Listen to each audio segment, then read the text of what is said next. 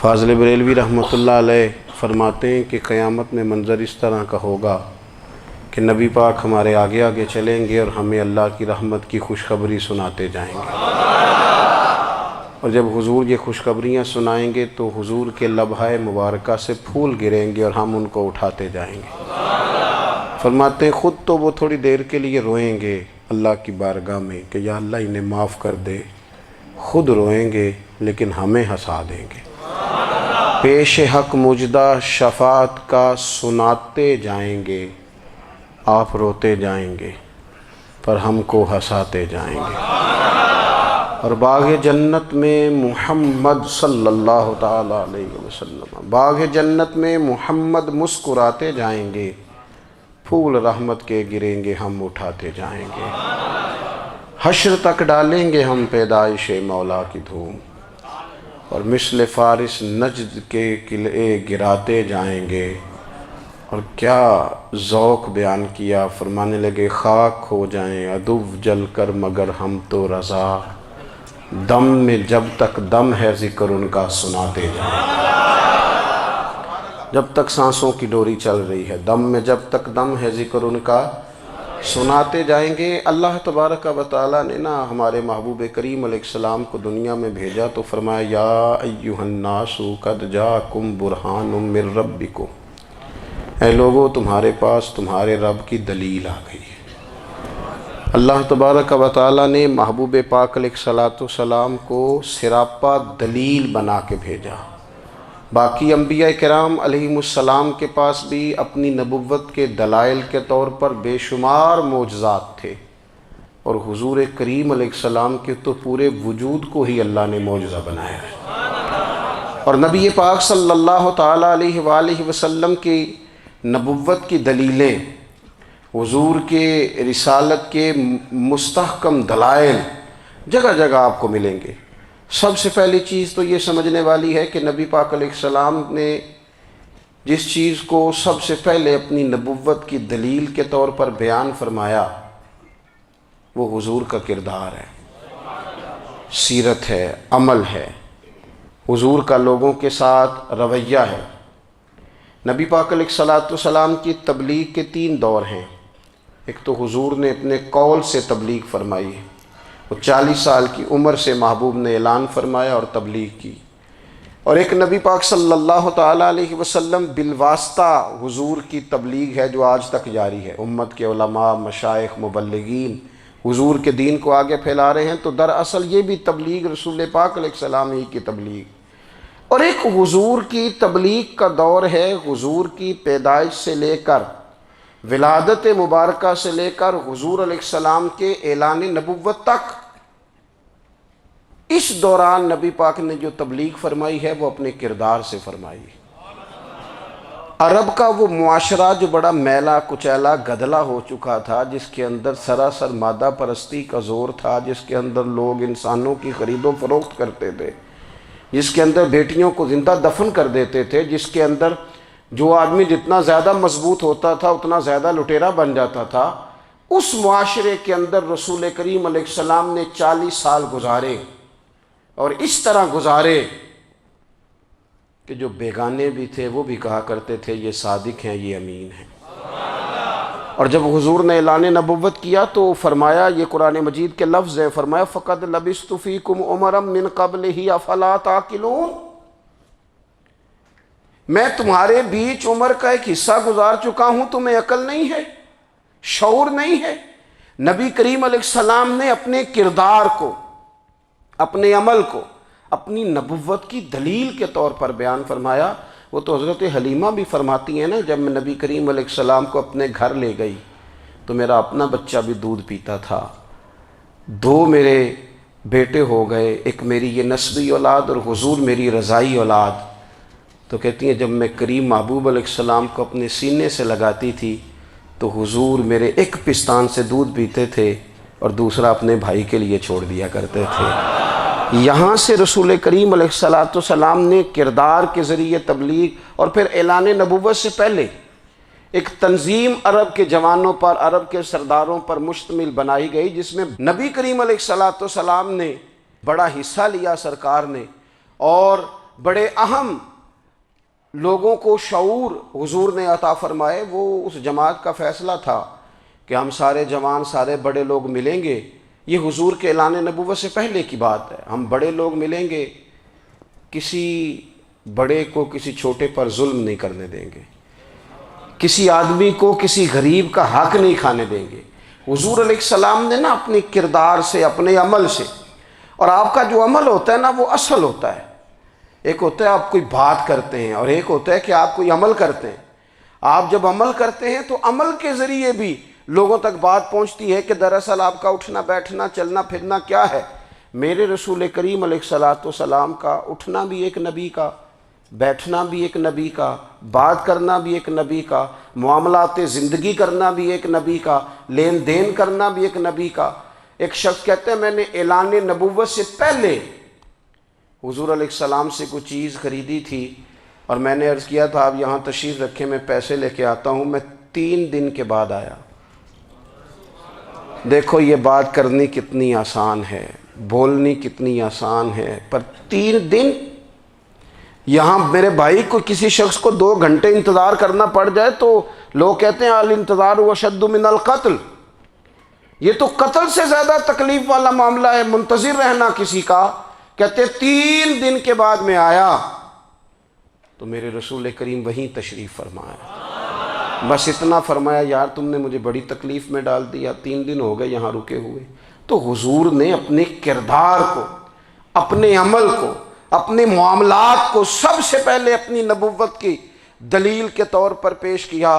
کسی نے کیا خوب کہا تھا کہ جو تیری جان کے دشمن ہیں وہ بھی کہتے ہیں، وہ جو تیری جان کے دشمن ہیں، بظاہر تو آئے ہیں نا ہجرت کی رات جان لینے، لیکن امانتیں حضور کے گھر میں رکھی ہوئی ہیں، امانتیں کاشانہ نور پہ پڑی ہیں۔ وہ جو تیری جان کے دشمن ہیں وہ بھی کہتے ہیں کہ امین تو ہے اور صداقت کی آبرو تو ہے، امین بھی تو ہے، صداقت کی آبرو تو ہے۔ تو پہلے کردار، پھر دوسری بات، اللہ تعالیٰ نے اپنے محبوب علیہ السلام کو اپنا مطلق نائب بنا کر، اپنا محبوب اعظم بنا کر، ویسے ہی سارے انسانوں کے بارے میں کہا وَإِذْ قَالَ رَبُّكَ لِلْمَلَائِكَةِ إِنِّي جَاعِلٌ فِي الْأَرْضِ خلیفہ، میں زمین میں اپنا نائب بنانے والا ہوں۔ لیکن حضور علیہ السلام تو محبوب ہے نا، حضور کی نیابت تو محبوبیت کے درجے پر فائز ہے۔ تو رسول پاک کو رب کریم نے اس طرح کا بنا کے بھیجا کہ حضرت عبداللہ ابن رواحہ رضی اللہ تعالیٰ عنہ بیان فرماتے ہیں کہ اگر حضور کوئی معجزہ نہ بھی دکھاتے، نبی کریم علیہ السلام سے کوئی اعجاز لوگ نہ بھی دیکھتے، تو محبوب کا تو چہرہ ہی اس طرح کا تھا، لوگوں نے دیکھتے جانا تھا اور کلمہ پڑھتے جانا تھا۔ لیکن باوجود اس کے میرے رسول پاک کا اعجاز یہ ہے، کمال یہ ہے کہ حضور کبھی اشارہ کر دیں تو چاند 2 ٹکڑے ہو جائے، کبھی دعا مانگ دیں تو ڈوبا ہوا سورج واپس آ جائے، کبھی محبوب گزرنے لگیں تو پتھر آپ پر سلام پڑے، کبھی حضور پہاڑ پر چڑھ جائیں تو پہاڑ وجد میں آ کر جھومنے لگیں، محبوب کا کبھی نماز پڑھاتے ارادہ بن جائے تو اللہ تعالیٰ قبلے کا رخ ہی تبدیل فرما دے۔ کیا خوبصورت سوچ ہے اور کیا نظریہ دیتے ہیں بریلی کے امام۔ فرماتے ہیں اجابت کا جوڑا عنایت کا صحرا، دلہن بن کے نکلی دعائے محمد، اور اجابت نے جھک کر گلے سے لگایا بڑی ناز سے جب دعائے محمد۔ دیکھو خدا کی رضا چاہتے ہیں دو عالم، خدا چاہتا ہے رضائے محمد صلی اللہ تعالی علیہ وسلم۔ اور ایک مقام پہ فرماتے ہیں نائب دست قدرت پہ لاکھوں سلام، نائب دست قدرت پہ لاکھوں سلام۔ تو اللہ تعالیٰ نے نبی پاک صلی اللہ تعالی علیہ وسلم کو جو اعجاز۔ پھر ایک اور بات، حضور امی ہیں، دنیا میں آ کر محبوب نے کسی سے پڑھا ہی نہیں۔ میرے محبوب نے جتنا پڑھا ہے رب کریم سے ہی پڑھا ہے۔ الرحمن علم القرآن خلق الانسان، رحمان نے قرآن سکھایا پھر انسان بنایا۔ اللہ تبارک و تعالیٰ کی بارگاہ کرم سے حضور نے لیا۔ رسول کریم امی ہیں، یہ بھی حضور کی نبوت پر ایک بڑی دلیل۔ دیکھو ایک ہوتا ہے کوئی آدمی بچپن سے ہی کسی چیز سے شغف رکھے اور جب اس کی عمر بڑی ہو جائے تو کہتے ہیں ابھی اس کا تجربہ بڑا ہو گیا ہے، یہ پہلے کوئی شعر کہتا تھا، کوئی ادبی جملہ کہتا تھا، تو اب اس کی یہ کام کرتے کرتے عمر بڑی ہو گئی ہے تو رسوخ حاصل ہو گیا۔ 40 سال کی عمر مبارک تک نبی کریم نے ایک شعر بھی نہیں کہا۔ حضور علیہ السلام نے کبھی کوئی ایسی بات، ویسے تو حضور کی ہر بات حکمت والی، لیکن جس کو عرب کے لوگ اپنے لہجے میں شاعری یا اپنے لہجے میں ادب کہتے تھے، وہ حضور نے بیان نہیں فرمایا۔ لیکن جب 40 سال کی عمر میں اعلان نبوت کیا تو پھر بڑے بڑے فصیح و بلیغ، بڑے بڑے سیانے طفیل بن عمر کہتے ہیں کہ اس شخص کو بھی میں نے دیکھا جسے بڑا ناز تھا اپنی فصاحت اور بلاغت پر، اور جب وہ حضور کے پاس آیا اور اس نے آ کے کچھ باتیں کی تو محبوب خاموشی سے سنتے رہے، اور جب وہ چپ کر گیا تو میرے کریم نے صرف سورہ فاتحہ پڑھی۔ کبھی اٹھتا تھا، کبھی بیٹھتا تھا، کبھی غور کرتا تھا، کبھی دائیں جاتا تھا، کبھی بائیں جاتا تھا، پھر کہنے لگا بتاؤ نا کلام کس کا ہے؟ فرمایا اس رب کا، اس رب کا، اس رب کا جس کا میں رسول بن کے آیا ہوں۔ نبی کریم صلی اللہ تعالیٰ علیہ وسلم امی ہیں، لیکن حضور نے کائنات کے رازوں سے پردے ہٹا دیے، نبی کریم نے جینے کے سلیقے بتا دیے، حضور نے ہر شخص کو اس کے مقصد حیات سے آگاہ کر دیا۔ نبی کریم علیہ السلام نے وہ فلسفہ حیات بیان کیا کہ لوگوں کو صرف جینے میں ہی مزہ نہیں آیا، مرنے میں بھی مزہ آنے لگا۔ لوگ آگے بڑھ بڑھ کے جانیں پیش کرنے لگے، اپنی اولادیں قربان کر، جو فلسفیوں سے کھل نہ سکا اور نکتہ وروں سے حل نہ ہوا، وہ راز ایک طیبہ والے نے بتلا دیا چند اشاروں میں۔ محبوب کریم امی ہیں، لیکن حضور نے اس طرح دنیا کو سکھایا، اس طرح دنیا کو پڑھایا، اس طرح حضور نے علم کے چراغ اور دیپ روشن کیے کہ قیامت تک جسے روشنی ملے گی نا، اسے صرف دروازہ مصطفیٰ سے ملے گی، اسے رسول کریم علیہ السلام کے در دولت سے ملے۔ کچھ لوگوں نے کہا کہ یہ اپنے پاس سے آیات بنا کے لاتے ہیں، اپنے گھر میں بیٹھ کے دعوے کر لینا تو کوئی مشکل کام نہیں نہ ہوتا، سارے لوگ ہی کر لیتے ہیں۔ بلکہ وہ ہمارے ایک بزرگ کہا کرتے تھے، خیالی پلاؤ پکائیے تے گھیو کدے بھی کٹ نہ پائیے، کیونکہ کون سا پیسوں کا ڈالنا ہے، زیادہ ڈالیں آپ، اور زیادہ ڈالیں۔ بہت سارے لوگ ہیں آج بھی، کچھ لبرل ہیں بیچارے، کچھ دین بیزار طبقہ ہے، وہ کہتے ہیں جناب ہمیں تو جدید باتیں بتائیں، ہمیں تو نئے اسلوب کے مطابق لے کے چلیں، ہمیں تو او بھائی سن، میرے نبی پاک علیہ السلام نے فرمایا میرا قرآن کبھی پرانا نہیں ہوگا، اسے پڑھ کے دیکھ، اس کی جدت کا حسن دیکھ، یہ تو کھلا ہوا باغ ہے، تو ایک دفعہ اس کے قریب آئے گا تو خوشبو ملے گی، دوسری دفعہ آئے گا تو اس سے زیادہ تازی ملے گی، ایک دفعہ پھل کھائے گا تو مزیدار ہوگا اور دوسرا کھائے گا ہو سکتا ہے شکل ملتی جلتی ہو لیکن ذائقہ بڑا نرالا ہوگا۔ تو تو صحیح نا، جب کچھ لوگوں نے کہا یہ خود سے بنا کے آیات لاتے ہیں تو فرمایا وَإِن كُنتُمْ فِي رَيْبٍ مِّمَّا نَزَّلْنَا عَلَىٰ عَبْدِنَا فَأْتُوا بِسُورَةٍ مِّن مِّثْلِهِ،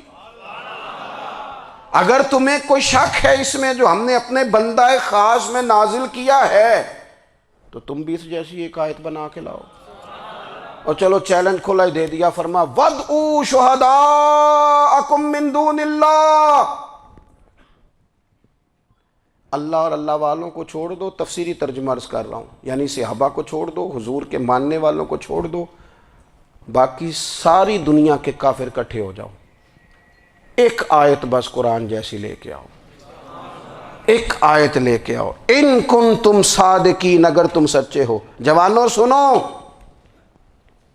کہا ایک آیت، اور یہ چیلنج آج تک قرآن مجید کا موجود ہے، آج تک وَإِن كُنتُمْ فِي رَيْبٍ مِّمَّا نَزَّلْنَا عَلَىٰ عَبْدِنَا فَأْتُوا بِسُورَةٍ مِّن مِّثْلِهِ، تم قرآن کے مقابلے کی ایک صورت لے کے آؤ اور سارے حمایتی اکٹھے کر لو اپنے، ان کنتم صادقین، اگر تم سچے ہو۔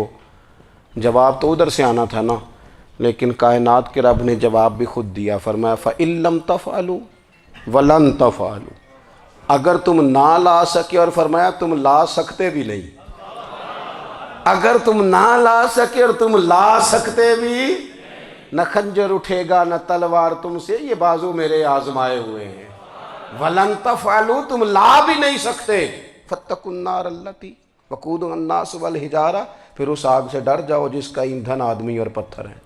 اُعِدَّتْ لِلْکَافِرِین، بنائی کافروں کے لیے، بنائی مومنوں کے لیے تو رب نے جنت بنائی ہے۔ اُعِدَّتْ لِلْکَافِرِین، یہ دوزخ اللہ نے کن کے لیے بنائی ہے؟ اُعِدَّتْ لِلْکَافِرِین کہتا ہے کافر کے لیے بنایا۔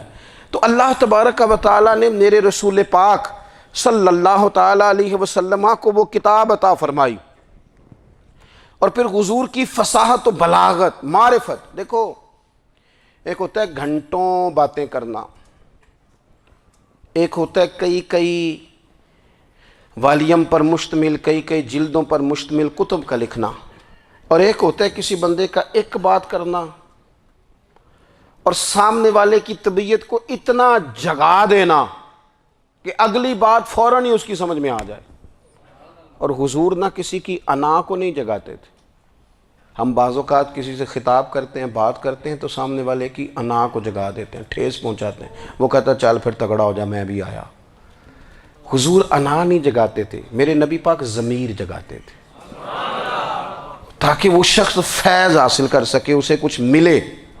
نبی کریم کا جو انداز تکلم ہے وہ اس طرح کا ہوتا تھا کہ انسان خود بخود کھل اٹھتا تھا کہ مطلب یہ بات ہونے کیا لگی ہے، مطلب حضور کیا فرمانے لگے۔ نبی کریم صلی اللہ تعالیٰ علیہ وسلم، ایک دن محبوب کریم نے صحابہ کے بیچ حضور کی فصاحت و بلاغت دیکھے، فرمایا محبوب نے کتنا نادان ہے وہ شخص جو اپنے ماں باپ کو گالی دے۔ کھلی ہو گئی لوگوں کی آنکھیں، کان کھڑے ہو گئے کہ یا رسول اللہ کون ایسا بدبخت ہے جو ماں باپ کو گالی دے گا۔ اب جب سوالات ذہنی سطح پر پوری طور پر ابھر گئے نا، تو اب رسول کریم نے بات سمجھائی۔ یہ ہے فصاحت و بلاغت، تیرے آگے ہیں یوں دبے لچے فصحاء عرب کے بڑے بڑے، کوئی جان منہ میں زبان نہیں بلکہ جسم میں جان نہیں۔ یا رسول اللہ کون ایسا نالائق ہے جو ماں باپ کو گالی دے؟ اب جب ذہنی سطح یہاں تک ابھر آئی تو اب حضور نے سمجھایا، فرمایا جب تم کسی کے ماں باپ کو گالی دو گے نا تو وہ بھی تو جواب میں تمہارے ماں باپ کو دے گا نا، تو فی نفس ہی یہ تم نے خود ظلم کیا ہے اپنے ماں باپ پر۔ کیوں تم نے ایسا لہجہ اختیار کیا کہ جس سے سامنے والے کی انا جاگ جائے اور وہ تمہارے مقابلے میں آ کر کے کھڑا ہو جائے؟ کیوں تم نے اس طرح کے انداز اختیار کیے کہ جس سے سامنے والا بھی سارے پنجے کھڑے کر کے باہر نکل آئے اور کہے آ جاؤ پھر میں بھی میدان میں حاضر ہوں؟ رسول کریم کی فصاحت، بلاغت دیکھیں نا، حضور دو چار جملوں میں ساری بات سمجھا جاتے ہیں۔ ایک حدیث پاک اگر ہماری سمجھ میں آ جائے، ایک روایت نبی پاک صلی اللہ تعالیٰ علیہ وسلم نے فرمایا خوبصورت مسلمان وہ ہے جو بے مقصد باتوں کو چھوڑ دے۔ لو اس سے پوری زندگی سجائی جا سکتی ہے، ایک جملے سے پوری زندگی سواری جا سکتی ہے، کوئی لمبی چوڑی باتوں میں جانے کی ضرورت نہیں۔ کہا خوبصورت مسلمان یہ ہے جو بے مقصد باتوں کو چھوڑ دے، لا یعنی باتوں کو، کیا کہتے ہیں ہمارے دیہات کے لوگ، جڑے پنڈ جانا نہیں ادھر راہ پوچھنے دی، لیکن آج کل لوگ باز آندے یعنی جس بات کا بالکل تعلق نہیں نا وہ بات بھی کرتے جاتے ہیں، جس کا شعبہ ہی نہیں وہ بھی چھلانگ لگا لگا کے اس میں آ جاتا ہے۔ ہم اپنا وقت ضائع کرتے ہیں، اپنی صلاحیتیں ضائع کرتے ہیں، اپنا نقصان کرتے ہیں۔ ہم اپنا کام صحیح کر کے نہیں کرتے اور دوسری ساری دنیا کو ٹھیک کرنا چاہتے ہیں۔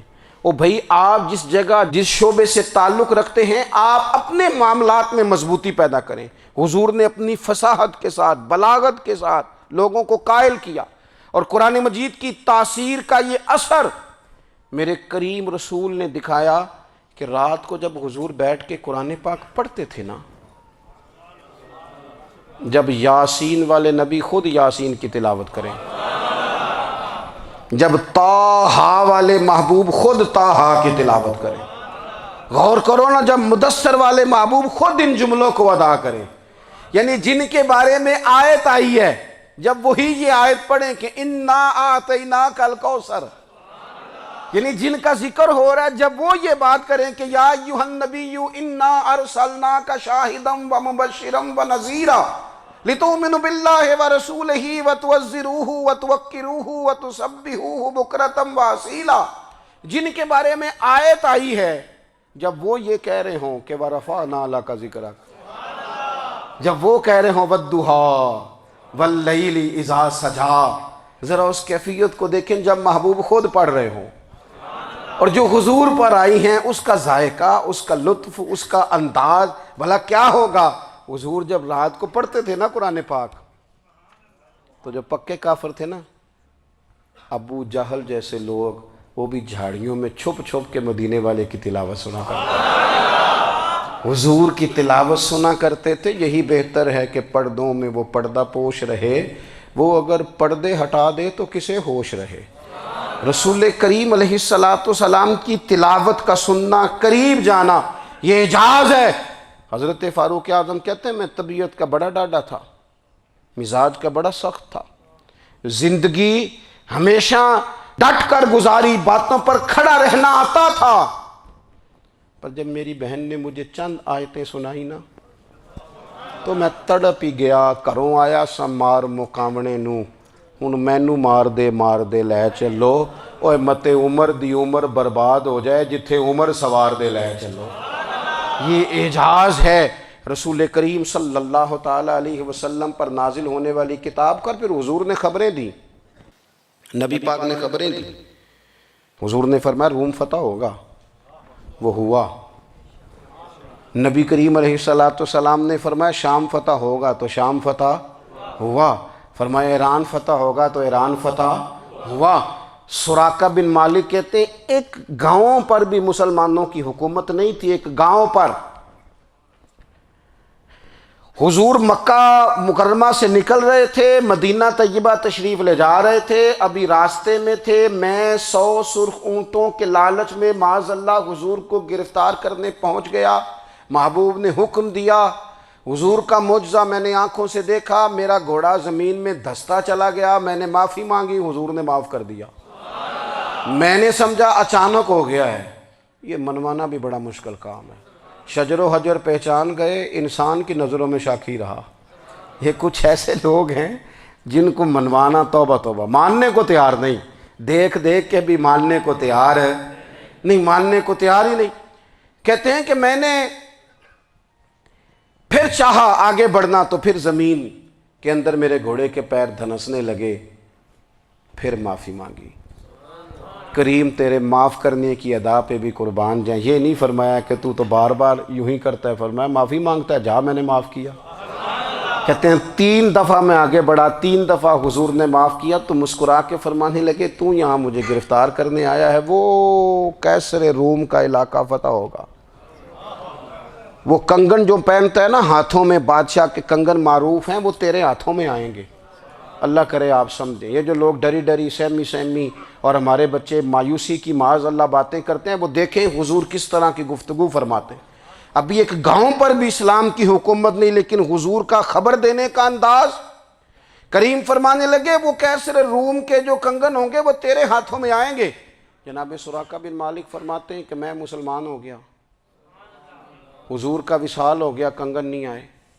حضرت ابوبکر صدیق کا وصال ظاہری ہو گیا، کنگن نہیں آئے۔ جناب عمر کا دور آ گیا، سراقہ بوڑھے ہو گئے۔ کوئی بندہ پوچھتا نا کہ اب تو عمر ڈھل گئی ہے، زندگی کا پتہ نہیں، کہنے لگے نہیں میں نہیں جاتا، جب تک کنگن نہیں آتے اسرائیل کوئی نہیں آئیں گے، کیونکہ ساڈے نبی دی زبان ساڈے واسطے قرآن۔ جو دن کو کہہ دیا دن ہے تو دن نکل آیا، جو شب کو کہہ دیا شب ہے تو رات ہو کے رہی، اور خدا نے ان کی زبان کو وہ اختیار دیا، جو نکلی منہ سے ان کے وہ بات ہو کے رہی۔ اور فاضل بریلوی کا تو انداز ہی پھر انوکھا ہے نا، وہ تو کہتے ہیں وہ زبان جس کو سب کن کی کنجی کہیں، جس کو سب کن کی کنجی کہیں، اس کی نافذ حکومت پہ لاکھوں سلام۔ کہنے لگے نہیں آتے حضرت اسرائیل، فکر نہ کرو، بوڑھے ہو گئے تھے، نکلنا گھر سے بند کر دیا تھا، حضرت عمر کا دور تھا، کنگن آ گئے۔ حضرت فاروق اعظم نے ان کے پوتوں سے، نواسوں سے، بچوں سے کہا جاؤ بلا کے لاؤ، کہا دادا جان بوڑھے ہیں، پھر میں تم کان میں کہہ دینا کنگن آ گئے، پھر تم دیکھنا تو صحیح۔ پھر حضرت سراقہ آئے، حضور نے جو خبریں دیں، نبی پاک علیہ السلام نے جو گزشتہ قوموں کے احوال بیان کیے، اور پھر میرے نبی پاک علیہ السلام نا دنیا میں عزتیں دینے آئے۔ عزتیں. یہ مزاج ہمیں کم کرنا چاہیے. یہ جو ہم ساری زندگی اس کام میں لگا دیتے نا کسی کو نیچا کیسے دکھانا ہے، یہ انداز حضور نے نہیں ہمیں دیا. آپ دیکھو حضور تشریف لائے تو ہمیں پتہ چلا کہ حضرت یوسف جیسا سونا کوئی نہیں. حضور تشریف لائے تو ہمیں پتہ چلا کہ حضرت داؤد جیسی خوبصورت آواز کسی کی نہیں. حضور تشریف لائے تو ہمیں پتہ چلا کہ جناب عیسیٰ علیہ السلام کا فقر اختیاری کس طرح کا تھا. محبوب تشریف لائے تو ہمیں پتہ چلا کہ حضرت موسیٰ کا جلال کس طرح کا تھا. یہ تو حضور آئے تو نبی پاک علیہ السلام نے اس کی بھی عظمت بیان کی، اس کی بھی شان بیان کی. حضور نے بتایا کہ ابو بکر صدیق کی شان کیا ہے، فاروق اعظم کا مرتبہ کیا ہے، عثمان غنی کی حیا کیا ہے، مولا علی کی شجاعت کیا ہے، اہل بیت نبوت کی عظمت کیا ہے. حضور آئے عزتیں دینے. ماں کو عزت دی مدینے والے رسول نے. کہا جس کا باپ راضی ہو گیا اس کا رب راضی ہو گیا. فرمایا جو 2 بیٹیاں 3 بیٹیاں 4 بیٹی بہنیں یا ایک بیٹی یا بہن بیاہ کے آ گیا نا، اس طرح میری 2 انگلیاں جڑی ہوئی ہیں، میرے ساتھ جڑ کے جنت میں جائے گا. رسول کریم صلی اللہ تعالی وسلم نے عزت دی، عزت دی. حضور عزتیں دینے. کوئی اعزاز نہیں. ان پڑھ بندہ ہے، سادہ ہے، غریب ہے، مزدوری کرتا ہے، ہاتھوں پہ چھالے. یا رسول اللہ اس کا بھی کوئی اعزاز ہے؟ قربان جائیں، میرے کریم نے عزت دی. فرمایا محنت کر کے روزی کمانے والا تو اللہ کا دوست ہے. یہ اینٹیں اٹھانے والا، یہ مشقتیں کرنے والا، یہ صبح دیہڑی پہ جانے والا، یہ بیچارہ جو اچار سے روٹی کھاتا ہے، تو نے ہر شخص کی قسمت میں یہ عزت لکھی اور آخری خطبے کی صورت میں وصیت لکھی. رسول کریم نے ہر بندے کو اعزاز دیا، عظمتیں دی. حضور عزتیں دینے آئے. نبی پاک علیہ السلام نے اعزازات دیے، حضور نے نوازا. یہ ساری چیزیں میرے رسول پاک کی تشریف. اور پھر یہ جو حضور کے صحابہ اور اہل بیت ہیں نا، یہ بھی میرے نبی پاک کی نبوت کی دلیل ہے. اتنی جلدی انقلاب آیا نہیں کرتے. وہ کل تک جو رہزن تھے حضور نے راہبر بنا دیے. وہ لوگ جو کل تک ایک دوسرے کے گلے کاٹ کے کھاتے تھے، ایک دوسرے کو مارتے تھے، تکلیف پہنچاتے تھے، برادری ازم پہ لڑتے تھے، حضور نے بھائی بھائی بنا دیے. ایک پلیٹ میں کھانا کھانے لگے سیدنا بلال حبشی، صہیب رومی، سلمان فارسی. حضور نے یوں کر کے ملا دیا. نبی کریم علیہ السلام نے تقسیمیں ختم کر دی دنیا میں. حضور کہ صحابہ نے اپنا کردار اس طرح کا دکھایا، اتنا بلند کیا، اور صحابہ کرام علیہم رضوان اس کو دے کر اتنی بلندیوں پہ گئے کہ گواہیاں اللہ کا قرآن دیتا ہے. فرمایا محمد الرسول اللہ والذین معہ اشداء علی الکفار رحماء بینہم تراہم رکعا سجدا یبتغون فضلا من اللہ ورضوانا. فرمایا یہ جو میرے محبوب کے ساتھ والے ہیں کافروں پر سخت ہیں، آپس میں نرم دل ہیں. تم جب بھی انہیں دیکھو گے سجدے کرتے دیکھو گے، رکوع کرتے دیکھو گے. تم انہیں دیکھو گے اللہ کی رضا کے متلاشی ہیں. انہیں ساری مادہ پرستی سے نکال کر محبوب نے رب کی رضا کے رستے پہ ڈال دیا. میرے نبی کریم سید عالم صلی اللہ تعالیٰ علیہ وسلم کی نبوت کے دلائل کے طور پر یہ ساری چیزیں آئیں. بس میں بات سمیٹنے لگا ہوں. حضور کا جو اخلاق ہے نا، وہ بھی نبی کریم علیہ السلام کی نبوت کی بہت بڑی دلیل ہے. وَإِنَّكَ لَعَلَىٰ خُلُقٍ عَظِيمٍ. محبوب ہم نے آپ کو نا خلق عظیم کا مالک بنایا ہے. کچھ لوگ سمجھتے ہیں صرف آپ کا بولنے کا انداز ٹھیک ہو تو آپ با اخلاق ہیں. نہیں بھائی، بولنے کا انداز ٹھیک ہونا با اخلاق نہیں، سچ بولنا اخلاق کی علامت ہے. آپ کا حق بات کرنا اخلاق ہے، آپ کا صحیح گواہی دینا اخلاق ہے، آپ کا اللہ تعالیٰ کی طرف سے آزمائش آنے پر صبر کا مظاہرہ کرنا اونچا اخلاق ہے. رب نعمت دے تو آپ کا وجود ڈھلتا جائے شکر میں، یہ اخلاق ہے. رب کریم اگر آپ کو کسی وقت کسی آزمائش میں اپنی حکمت سے ڈالتا ہے تو عزت نفس کو برقرار رکھنا، خودداری کو برقرار رکھنا، یہ اخلاق. نبی پاک نے اعلیٰ ترین اخلاق کی بات بتائی، اعلیٰ ترین. حضور نے لوگوں سے بیعت لیتے وقت کہا تھا میرے ہاتھ پر بیعت کرو، چوری نہیں کرو گے. نبی پاک علیہ السلام نے مختلف امور پر بیعت لی۔ حضرت حکیم بن حزام کہتے ہیں حضور نے میرے ہاتھ پہ ہاتھ رکھ کے کہا میرے ہاتھ پہ ہاتھ رکھ کے بیعت کرو کہ کسی دنیا دار سے سوال نہیں کرو گے، خودداری سے زندگی گزارو گے، عزت نفس سے، جو رب نے تمہیں دیا ہے تم اس پر راضی رہو گے، لوگوں کی جیبوں کو ٹٹولنا، دوسروں کی دولتوں پہ راج کرنا، دوسروں کے مال پر نگاہیں ڈالنا اللہ کے حبیب نے پسند نہیں فرمایا۔ فرمایا بیعت کرو کہ تم کبھی کسی سے سوال نہیں کرو گے۔ حد ہو گئی۔ نبھانے والوں نے پھر اس عہد کو نبھایا اور کمال کر دی۔ حضرت حکیم بن حزام گھوڑے پہ بیٹھے تھے، ہاتھ میں درہ تھا، وہ زمین پہ گر گیا، قریب غلام کھڑا تھا، حضرت حکیم بن حزام خود گھوڑے سے اترے، درہ اٹھایا، دوبارہ گھوڑے پہ بیٹھے۔ غلام عرض کرنے لگا حضور مجھے بتا دیتے میں اٹھا کے دے دیتا۔ آنکھیں چمک اٹھیں، فرمانے لگے کیسے بتا دیتا، اپنے رسول سے وعدہ کیا ہے کبھی کسی سے سوال نہیں کروں گا، کبھی سوال نہیں کروں گا۔ اللہ کے محبوب نے ہمیں اعلیٰ اخلاقی قدروں کی بات ہمیں سکھائی ہے۔ ہم دیکھتے ہیں کہ بڑی جلدی 2 4 5 لوگوں کے غصہ دلانے پر ہم ساری اخلاقی حدوں کو کراس کر جاتے ہیں۔ دوستو ہمارا ایک ویژن ہونا چاہیے، ہمارے ذاتی رویے بڑے معتبر ہونے چاہیے، لین دین کے معاملات کے اندر مسلمانوں کو بڑا صاف ستھرا ہونا چاہیے۔